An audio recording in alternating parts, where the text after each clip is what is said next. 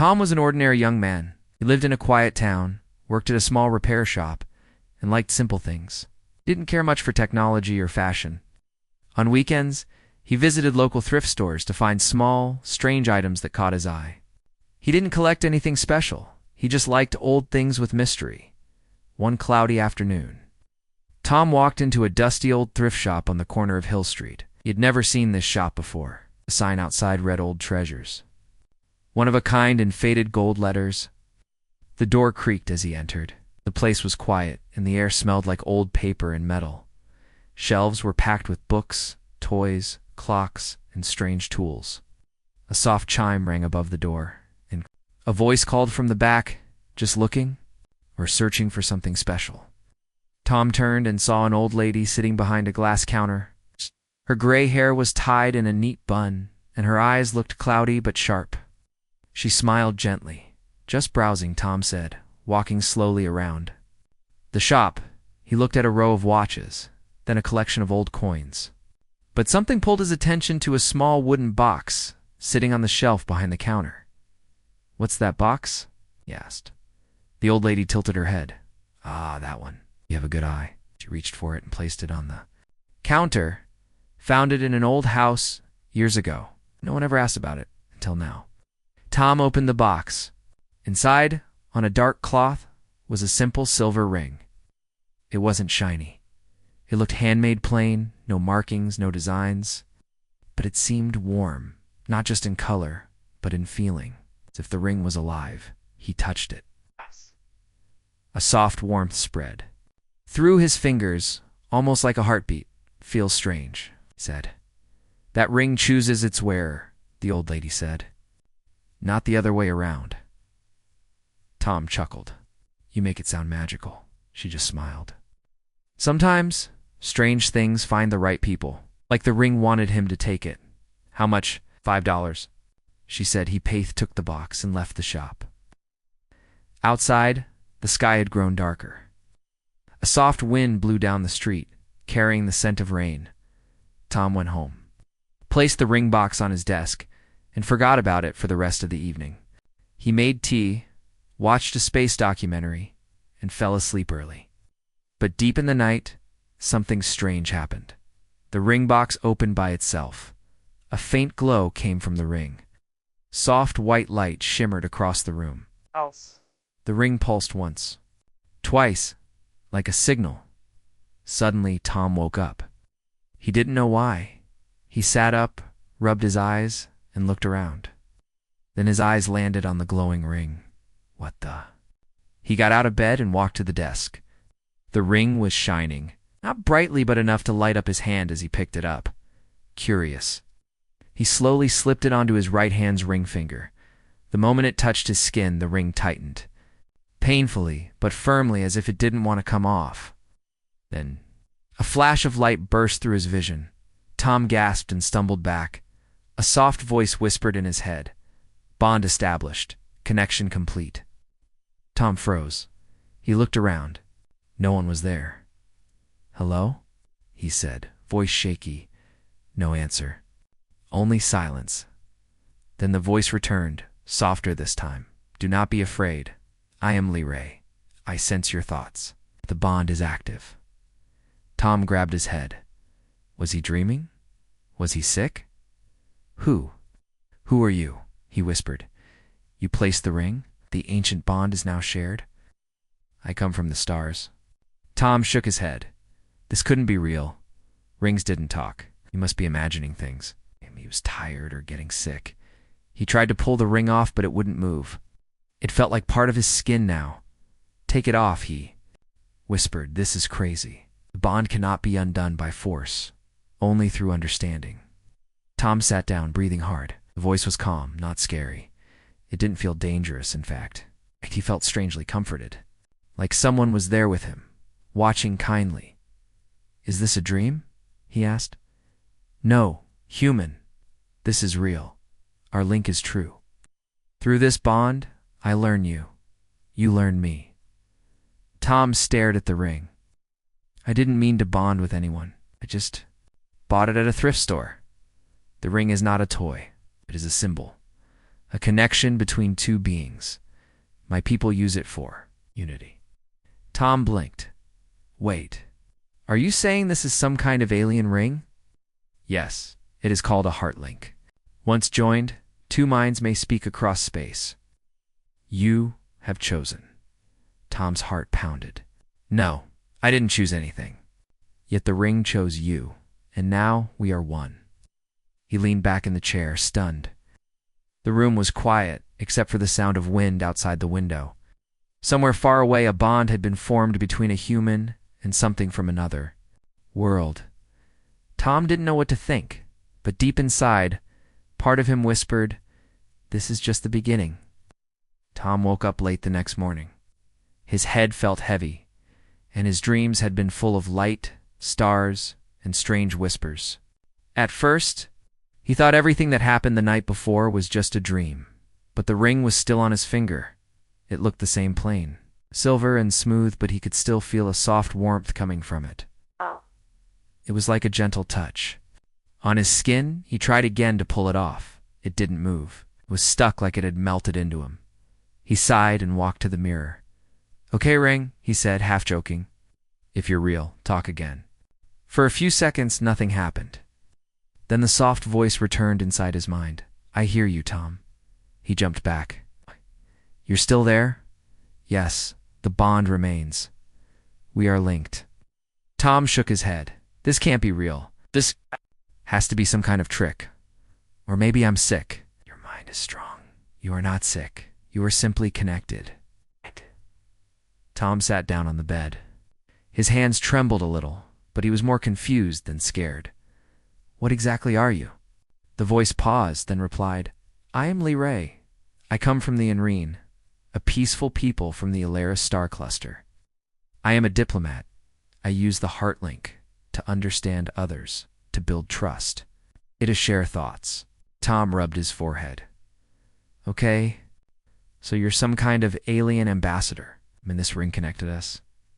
"Yes, the heart link is an ancient gift. It's two minds joined by choice, but you are not an Irene. You are human, curious, emotional, unpredictable." Gave a small laugh. "Yeah, that sounds about right. I did not expect a human. The ring was supposed to wait for a chosen partner, yet it chose you. This has never happened before." Tom frowned. "So, what does this bond mean, really? Are we just talking, or is it more than that?" The answer came gently. "In my world, the heart link is used for many things. Communication, friendship, peace, but mostly for partnership. It is a marriage bond among my people." Tom nearly choked. "Marriage, yes, you accepted the ring. You accepted me." Tom stood up, pacing. "I didn't know. I thought it was just an old ring in a shop.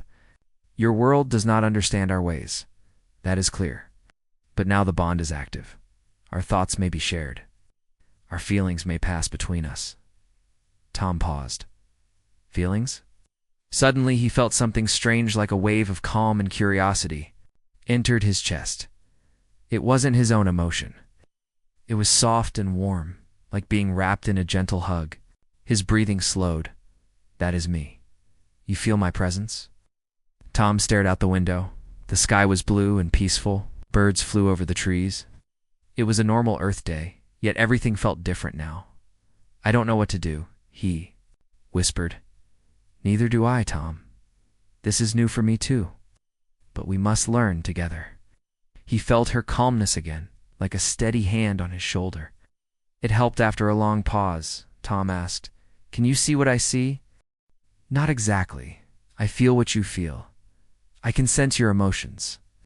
If you choose to share memories or thoughts, I can experience them, but only if you allow it."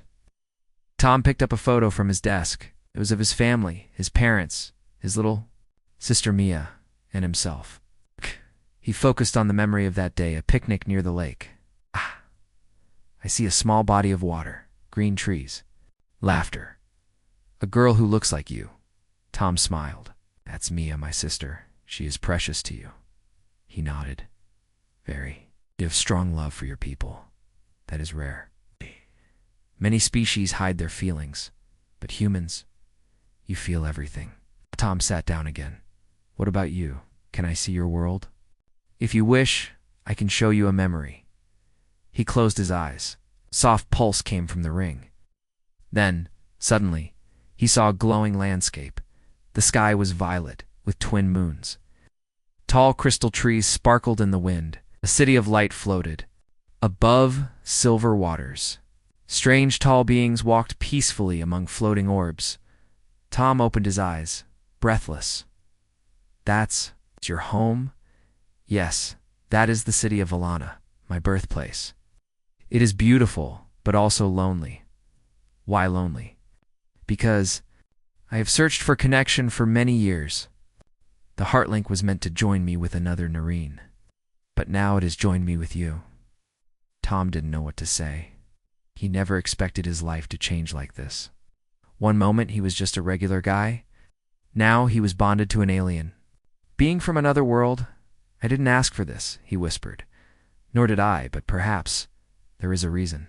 He thought about it. Maybe it was a mistake. Maybe the ring was broken, or maybe it was fate. The rest of the day passed quietly. Tom didn't go to work. He stayed home, listening to Lee Ray's gentle voice in his mind. They talked about Earth, about food, about music. He played her a soft song from his guitar. She sent him. Feelings of joy and wonder, they were different. It's very different. But somehow, they were starting to understand each other. That night as Tom lay in bed, he whispered, "Good night, Lee Ray." "Good night, Tom. I will watch your dreams." As he closed his eyes, he no longer felt alone. 3 days had passed since Tom put on the strange silver ring. He no longer felt afraid. He had accepted that the ring was not from Earth, and that Lee Ray, the calm voice in his mind, was real. Each day, they spoke for hours. They shared memories, thoughts, and feelings. It was like having a quiet friend always nearby, someone who listened without judgment. Tom still went to work at the repair shop, but something had changed.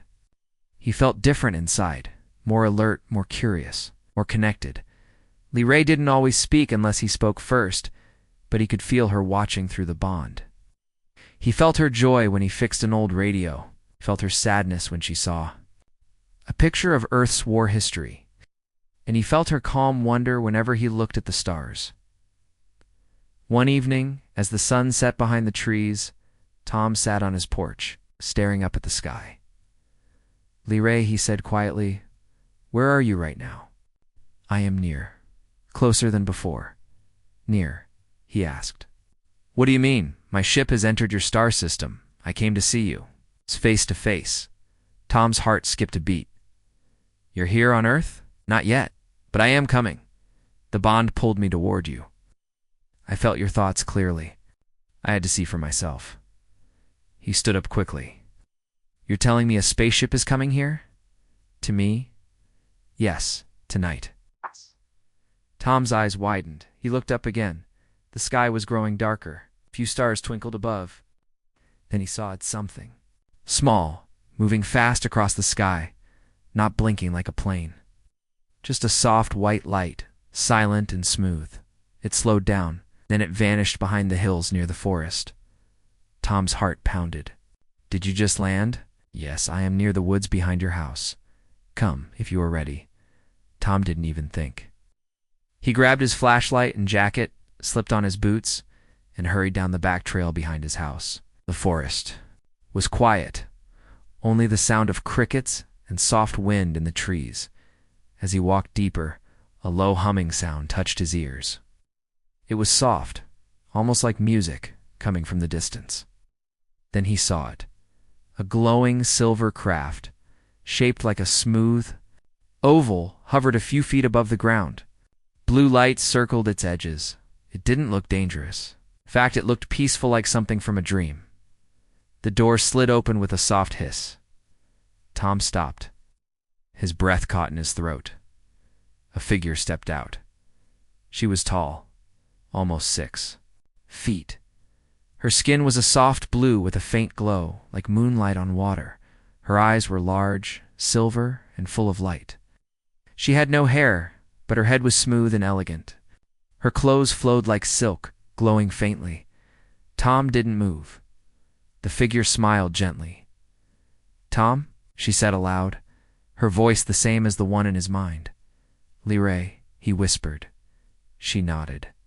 "I did not want to scare you, but the bond pulled me here. I had to see you, truly." Tom took a slow step forward. He felt no fear, only amazement. "You're real." "As are you," she said. "Stronger than I imagined. Braver too." He looked into her eyes, felt the bond between them grow stronger like a warm current. Passing through the air, they stood quietly for a while, just watching each other. Then Lee looked up at the stars. "You must know others are watching now." "What do you mean, Arbonda?" "It sent a signal across space. The ring is part of an ancient system. When it activates, many can sense it. Some will be curious, others may be afraid." Frowned. "Why afraid?" "Because the heart link is a symbol, powerful one. It means two species have joined heart to heart, mind to mind. Many races see it as a treaty, a promise of unity." Tom looked at the ring on his hand. "And I didn't mean to start a treaty. I just bought it from a shop. But now, the bond is real. And others will see it as the beginning of something new. A bond between your world and mine." Tom sat down on a log, trying to understand. "So, Earth might be in danger?" Lee sat beside him. "Maybe. Some races don't want humans involved. They fear your passion, your power, your will to survive.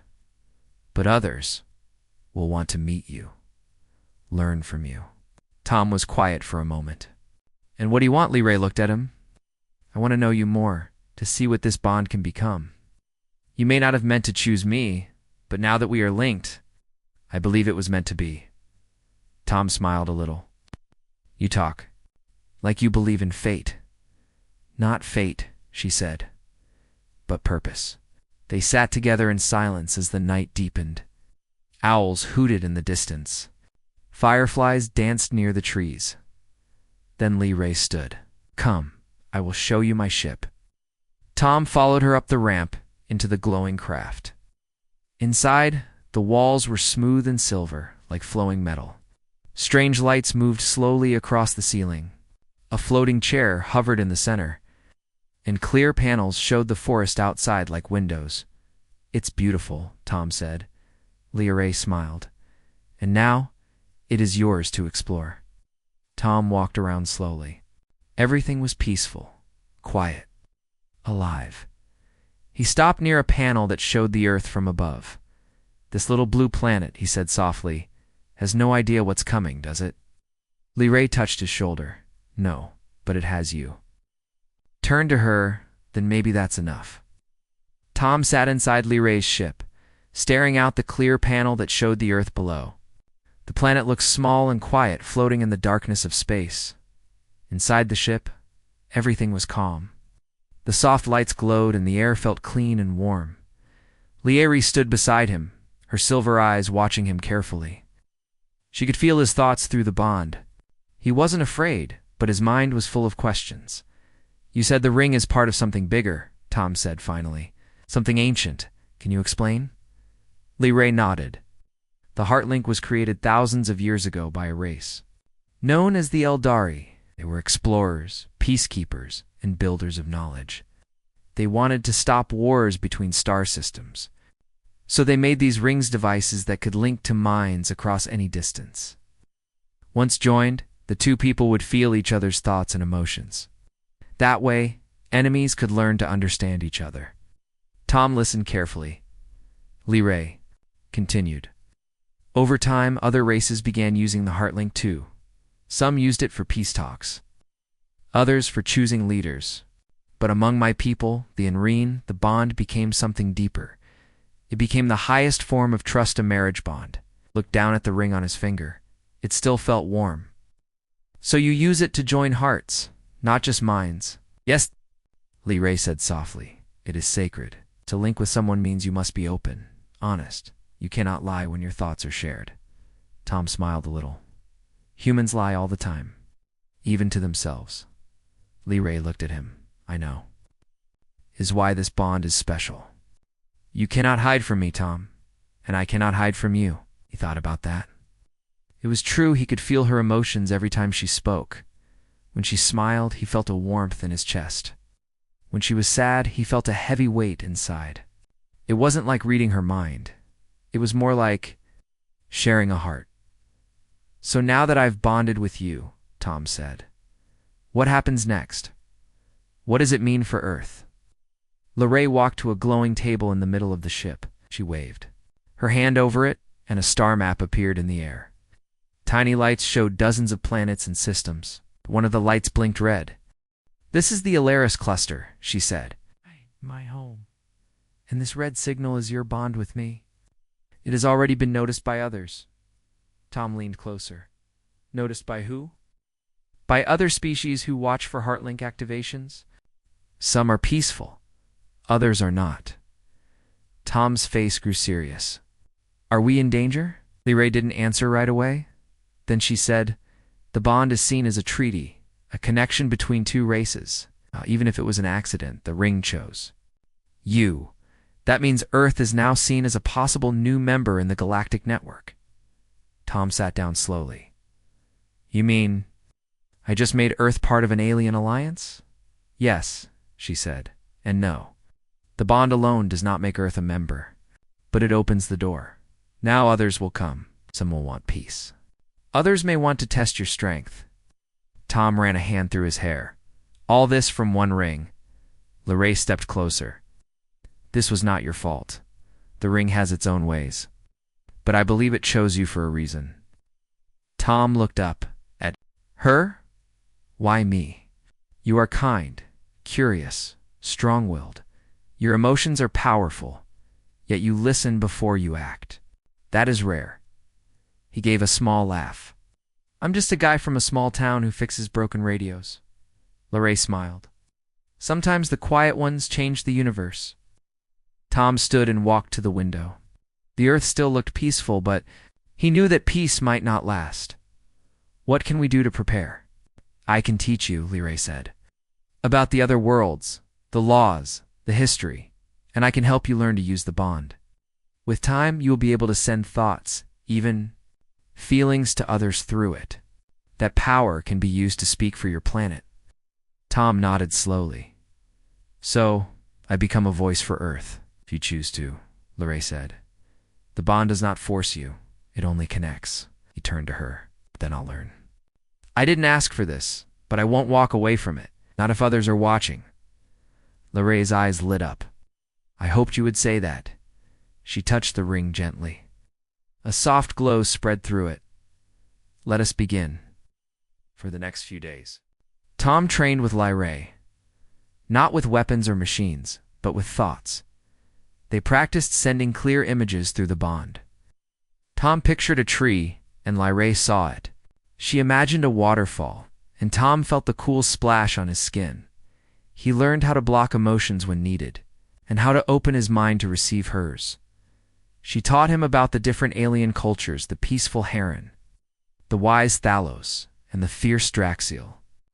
Each had their own beliefs, their own fears. The Draxiel fear changed, Lorraine said. They believe humans are too wild, too emotional.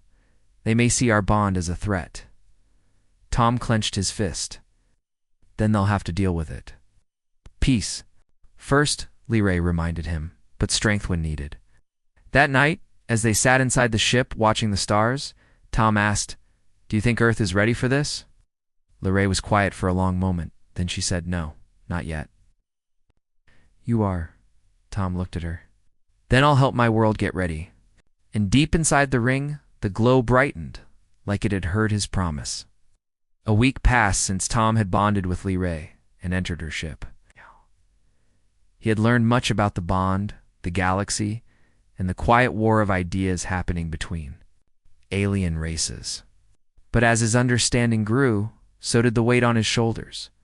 One morning, Tom woke to a deep hum coming from the sky. Birds flew away in panic, and dogs barked down the street. He stepped outside and looked up. In the clouds above his house, a dark shape floated long, sharp, and cold like a blade. It wasn't Lorraine's ship. It was something else. Tom touched the ring. Lorraine, do you see that? Stay calm. That ship does not belong to my people. It is Draxel. His breath caught. They found us.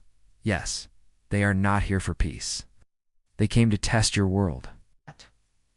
Tom ran inside, grabbed his jacket, and rushed into the woods toward Lyray's hidden ship. She was already outside, watching the dark shape in the sky with steady eyes. They're not landing, Tom said. They're just watching. Lyrae nodded. The Draxel always watch before they strike. What do they want? To scare. You, she said. They want you to break the bond. To prove Earth is not ready for the stars. Tom clenched his fists. And if I don't, they might take action. Just then, a beam of blue light shot down from the Draxel ship and struck the ground a mile away. It wasn't an attack but a warning. Why don't they come talk to us? Tom asked. Because they believe humans are beneath them. Would mean respect. The Draxel do not respect new species until they fight back. Tom felt anger rise in his chest. They think we're weak? Lyrae placed a hand on his shoulder. No, they think you are dangerous, unpredictable. They fear what humans could become if given the chance. Tom took a deep breath. Then, we have to show them who we are. But without starting a war? She looked at him with a proud expression. That is what makes you different, Tom. You want peace, but you're not afraid to stand. Later that day, 2 black cars stopped in front of Tom's house. Men in suits stepped out. They knocked on his door. One showed a badge from a secret Earth agency, something like Global Threat Response. Are you Thomas Ray? The agent asked. Yes, Tom said. We've picked up strange energy readings around this area. We believe a non-Earth object entered the atmosphere this week. Do you know anything about that? Tom paused. The ring on his finger felt warmer. I think you should come with us, the agent said. Tom didn't resist. He knew this was coming. They drove him to a hidden facility outside the city. Deep underground, they showed him images of Lyrae's ship. They also had photos of the Draxel ship in the sky. We don't know what these things are, the lead agent said. But you're somehow at the center of it. Tom sat in silence. Who are they? The agent asked again. Are they here to harm us? Tom took a deep breath. One of them is my friend. Her name is Lyrae. She's not here to hurt anyone. And the other ship, Draxel, Tom said. They're not friendly. They're not stupid either. They're here to see if Earth is ready to be part of something bigger. The agent frowned. You mean like aliens joining Earth into their space club? Something like that, Tom said. But it's not a club. It's more like a council, a network of races that talk instead of fight. The agent crossed his arms. And what makes you the person to speak for Earth? Tom looked him in the eye. I didn't choose the ring. It chose me. I didn't ask for this bond, but now I carry it. I know the rules. I know the risks. And I won't let Earth face them alone. The room was quiet. After a moment, the agent said, We'll be watching. If anything goes wrong, we won't hesitate to respond. I understand, Tom said. They let him go. That night, back at Lyrae's ship, Tom sat under the stars again. The Draxel ship still floated in the sky, unmoving. They won't leave, will they? No. Not until they're sure. Sure. Of what? That humans won't run or break. Tom looked at the sky. Then we stay, no matter what. 3 days later, the Draxel finally sent a message, not through words, but through the bond. Tom felt it in his mind, a cold, sharp voice, filled with doubt and power. Human, break the bond, or Earth will suffer. Tom stood firm. No, I will not. You are not ready. Your world is small, weak. You still fight among yourselves. That's true, Tom said. But we learn, we grow, we don't give up. And we protect our own. Then prove it. The connection ended. Tom turned to Lyrae. They want proof. Then give it to them, she said. Tom walked outside and looked. Up at the Draxel ship, he didn't have weapons, didn't have an army, but he had something else. He closed his eyes and focused all his energy into the bond. He opened his memories of human kindness, sacrifice, creativity, music, and courage. He showed them the first steps on the moon, the building of bridges, the rescue of strangers, and the love of families. He sent it all through the ring. The ship in the sky blinked once, then vanished into the stars. Tom fell to his knees, breathing hard. Lee Ray helped him up. "What did you show them?" "I showed them who we really are." The Draxel ship had vanished. No warning, no attack, just silence. Tom stood in the clearing. Behind his house, breathing heavily, the wind rustled the trees, and the stars above blinked down at him like old friends. He still had the ring on his finger, warm as ever. Lee Ray stood next to him, her silver eyes watching the sky. "That was tense," Tom said, wiping sweat from his forehead. "You did well," Lee Ray replied. "You showed them the strength." "Of your people?" Tom didn't know if he believed it. He had shown them memories, images of human history, the good and the bad. The moments when humanity came together, when it stood strong in the face of disaster. But what if it wasn't enough? What if the Draxel came back with weapons next time? "Do you think they'll leave us alone?" Tom asked, his voice filled with doubt. "The Draxel fear what they do not understand," Lee Ray said. "They see humanity's potential, but they also see a risk. They will not leave forever." "But you've made your point. Now they wait." He didn't like the sound of that. Tom had made a promise to himself, to Earth, to be a bridge between worlds. But he was just one person, and Earth was still so small in the grand scheme of the universe. What if the other races weren't as forgiving? As the Draxel, the next day the world changed? Tom was sitting at home reading about the Draxel's last message when his phone rang. It was a call from an unknown number, one he didn't recognize. "Hello," he answered, his voice cautious. "Is this Tom Ray?" The voice on the other end was calm, professional. "This is Director Kessler. We've been tracking the recent energy fluctuations. We believe you've had contact with an alien race." Tom's stomach dropped. "Director Kessler, of the Global Threat Response?" "Yes," the voice replied. "We need to meet. This is a matter of global security."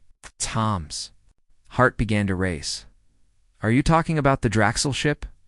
"We're talking about the larger picture, Mr. Ray. The Draxel are just the beginning. The situation is bigger than you think." Tom was silent for a moment. "How do you know about me? We've been monitoring you ever since the first incident. The moment that ring activated, we knew something had changed.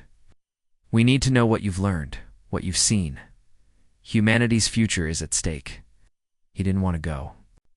He didn't want to sit in a room full of government officials who had no idea what was really going on. But he knew he had no choice. "Where do you want to meet?" 2 days later, Tom found himself sitting in a conference room surrounded by men and women in suits. On the walls were screens showing live footage of the Draxel ship. Still hovering above Earth, there was no sign of aggression, but the threat was clear. The government had been tracking the ship for days. But there was still no official communication from the Draxel, Director Kessler. A tall man with graying hair and sharp eyes sat across from Tom. "Mr. Ray," he began, "thank you for meeting. With us, we've had agents on the ground monitoring the situation. But we need your help to understand what's really going on." Tom took a deep breath. He didn't want to give them all the details. He didn't want to be seen as the key to some bigger plan. But he also knew the truth needed to come out. The Draxel are here because they see humanity as a threat, a potential threat, Tom said. "But they're not here to destroy us. They're here to test us." Kessler raised an eyebrow. "Test us?" as Tom replied. "They fear human unpredictability. They've seen our history, the wars, the mistakes, but they've also seen what we're capable of. They see the potential for greatness, but they also see the risk." Another agent in the room spoke up. "So you're telling us that the fate of Earth is in the hands of an alien race?" Tom didn't like the way the agent phrased it, but it was true. Yes, the Draxel are powerful, but they respect strength. "I think they want to see how we respond before they make any moves." "What do we do in the meantime?" Kessler asked. "If they're watching us, we can't just sit back. We need a plan." Tom didn't have a plan, but he did know one thing. Earth wasn't ready. Not yet. No. There was so much fear, so much distrust. He had only begun to understand the depth of what humanity could become. And the more he thought about it, the more he realized that peace wasn't going to come from a single message or a single gesture. We need to show them who we are, Tom said quietly. But not just through memories.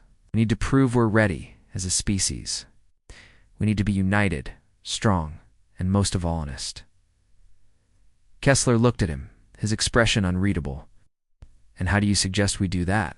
Tom didn't know exactly, but he had an idea. The next day, Tom made a bold decision. He reached out to media outlets, to scientists, to world leaders. He called for an emergency summit where the people of Earth could speak for themselves. He knew the Draxel were watching, and he knew this was the moment to prove that humanity wasn't just a fractured group of nations. Earth had to stand together, or the Draxel would always see it as weak. The summit would be held at the United Nations. It would be broadcast worldwide. It wasn't just about talking. It was about showing unity. As Tom watched the preparations, Loray's voice spoke in his mind. Are you sure about this? Tom looked out over the crowd outside the building.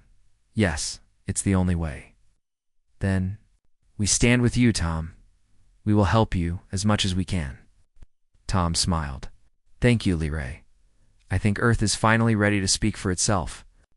And as the summit began, Tom took his place at the podium, ready to answer for humanity. The hall was silent. Thousands of eyes stared at the young man standing at the center of the United Nations stage. News cameras rolled. People from every continent watched on screens in homes, cafes, and offices. Soldiers, teachers, leaders, and students waited to hear what he would say. Tom stood still. The ring on his hand felt warm. Loray's voice whispered softly in his mind. They are listening. Not just Earth, but others too. At the crowd, he wasn't a leader, wasn't a soldier or a scientist. He was just a man who had walked into a dusty thrift shop and picked up a silver ring. And yet here he was. Earth's first voice to the stars. He took a deep breath. I never asked for this, he began, his voice calm but firm. I'm not special. I'm not rich or powerful. I was just a regular person until a ring changed my life. The audience listened closely. This ring connected me to someone not from our world. Her name is Leray. She is kind. She is wise. And she's here not to hurt us, but to understand us. He paused, but when the bond formed, it sent a signal. A message to the stars, and others heard it. Some, like Loray's people, believe in peace. Others, like the Draxel, fear what we could become. A few murmurs passed through the room. Tom continued. The Draxel saw our history. Wars, the violence, the fear, but they also saw something else, our hope, our courage, and our ability to care for each other. He lifted his hand. The silver ring gleamed under the lights. This ring was never just jewelry. It was a test, not of me, but of all of us. He looked around slowly, and now we are being watched, not just by satellites or scientists, but by other worlds. They want to know, are we ready to stand among them, or will we stay alone, forever fighting ourselves? Silence filled the hall. Tom's voice grew stronger. I believe we are ready. Not because we are perfect, but because we try. We fall. Yes, but we get back up. We argue, but we learn. We don't give up. He paused, letting the words settle. I've seen through. Loray's eyes. I've seen her world full of light, floating cities and calm skies, and she has seen ours, the oceans. The laughter of children, the sound of music, the bravery of those who risk everything for others. He smiled. We're not so different after all. One of the world leaders stood up. It was a woman from a small island nation. Mr. Ray, she said, what do you ask of us? Tom nodded. I ask that we stand as one, not as separate. Nations, but as Earth. Let this be our first message to the stars, that we are many, but we are one people. The audience was quiet. Then someone began to clap. Another stood and joined in. Soon, the whole room was on their feet, clapping and cheering. Not for Tom, but for the idea of something greater. Laray's voice echoed in his thoughts. They heard you. Tom, the bond has done more than connect us. It has connected worlds. That evening, as the sun set over the city, Tom stood on the rooftop of the building looking at the sky. The stars had begun to appear small, white dots on a canvas of blue. Beside him, soft light shimmered, and Liray appeared. She had stayed hidden during the summit, but now she stood beside him under the open sky. You spoke well, she said, her voice soft. I didn't know what I'd say until I stood there, Tom admitted. It was enough, she replied. The council heard you. Tom turned. What council? Liray lifted her hand. A projection appeared, a circle of light showing several figures. They were all different. One looked like a glowing tree, another floated like mist.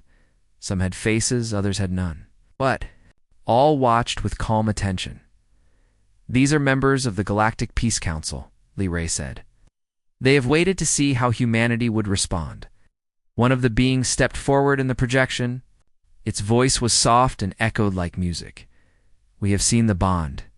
We have felt the message.